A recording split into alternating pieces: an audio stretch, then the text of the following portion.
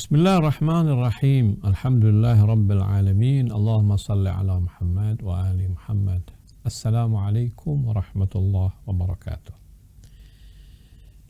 Kali ini kita masih berbicara tentang salat qadha. Tapi problem yang hari ini akan kita bahas adalah kalau seseorang punya salat qadha yang belum dia tunaikan, lalu tiba-tiba dia meninggal. Mudah-mudahan Allah pelihara kita ya, panjangkan umur usia kita semua. Tapi kalau ada orang meninggal sementara dia masih punya salat qadha yang belum dia tunaikan, apakah ahli warisnya, anaknya misalnya, wajib melaksanakan salat yang ditinggal oleh ayah atau ibunya ini, atau gimana nih hukumnya? Kita lihat pertanyaan kepada Sayyid Ali Khamenei. Dia bilang, syakhsun mata wa alaihi qadha siyam syahri Ramadan wa qadha salat kadzalik wa laysa lahu ibnun wa qad taraka malan la yafi illa bi qadha ahadihima fa ayyuhuma yuqaddam. Jadi ada satu orang meninggal tapi dia punya qadha puasa dan juga qadha salat, dan dia tidak punya anak laki-laki, sementara dia punya harta yang dia tinggalkan, tapi harta yang dia tinggalkan itu tidak cukup kecuali mengqadha satu saja, mana yang dia harus utamakan. Maksudnya begini, satu orang meninggal gak punya anak laki, sementara dia punya kewajiban untuk mengqadha salatnya.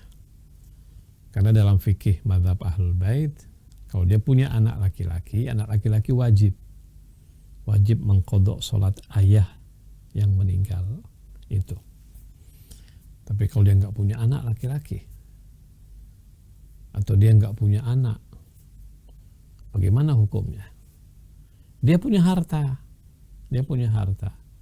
Biasanya kalau keluarga yang beragama itu, harta yang ditinggalkan oleh almarhum ini bisa dia gunakan untuk menyewa seseorang sholat qadha atas niat almarhum. Bagus juga tuh ya. Jadi kalau ada orang, ayah kita misalnya meninggal, ada sholat qadha, saya nggak mampu membayar sholat qadha ayah saya, tapi ayah saya punya hartanya itu bisa kita pakai untuk menyewa seseorang. Kita bilang kepada dia, saya minta engkau sholat 1 tahun qadha ayah saya, ini uangnya, gitu. Boleh begitu. Nah sekarang sang ayah ini bukan hanya punya qadha sholat, tapi juga punya qadha puasa. Bisa juga kita bayar qadha puasa lewat kita menyewa seseorang, mengupah seseorang. Dia puasa dengan niat qadha puasa ayahnya. Jadi puasa boleh dibayar dengan mengupah orang, puasa juga, sholat juga boleh gitu. Tapi masalahnya uangnya sedikit, dia bilang. Cukup untuk 1 saja. Misalnya gini, sang ayah hanya meninggalkan uang 1 juta rupiah. 1 juta ini cukup untuk mengupah seseorang sholat qadha atas nama ayah misalnya. Nggak punya lagi selebihnya untuk upah puasa qadha. Bagaimana itu hukumnya? Nah, kita lihat jawaban Sayyid. Dia bilang la tarjih baina sholati wasyam. Dia bilang tidak ada hal yang bisa dianggap mana yang lebih baik, sholat dulu atau siam dulu. Dibilang la tarjih, tidak ada faktor yang bisa kita anggap satu yang lebih baik. Dia boleh memilih puasa dulu atau puasa saja yang cari orang untuk membayarnya, mengqadhanya, atau sholat saja.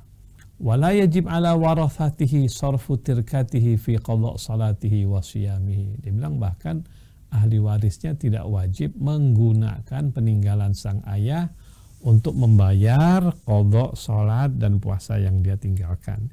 Illa idza kana qad awsa bidzalik, kecuali kalau almarhum tersebut telah berwasiat. Fayajib al-amal biwasiyatihi bistijar man yaqumu bil qadha minhu. Pada waktu itu wajib kita mengamalkan wasiatnya dengan mengambil upah orang yang melaksanakan qadha salat min thuluthit tirkah bil miqdaril ladzi yakfi lidzalik, diambil dari sepertiga peninggalan dari sang ayah. Saya ulangi ya, kesimpulannya begini. Pertama dia bilang nggak wajib, karena nggak ada anak laki-laki toh. Anak perempuan nggak wajib, anak nomor 2 nggak wajib misalnya. Anak nomor 3 nggak wajib, anak nomor 1 wajib.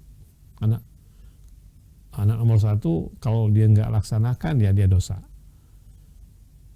Tapi kalau bisa ya semuanya sharing lah melaksanakan qadha sang ayah.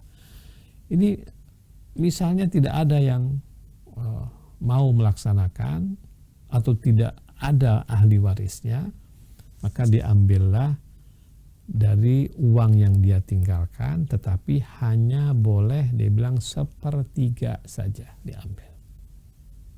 Jadi kalau almarhum meninggalkan 1 juta, sepertiganya kira-kira 3.330.000 diambil, digunakan untuk membayar upah orang yang melaksanakan sholat qadha atas nama sang ayah atau puasa qadha atas nama almarhum.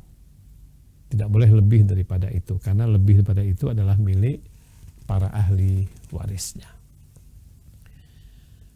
Demikian yang bisa kita sampaikan, mudah-mudahan bisa kita pahami bersama. Kalau nggak paham, diulang-ulang dengernya dan mohon dikasih komentar ya. Wassalamualaikum warahmatullahi wabarakatuh.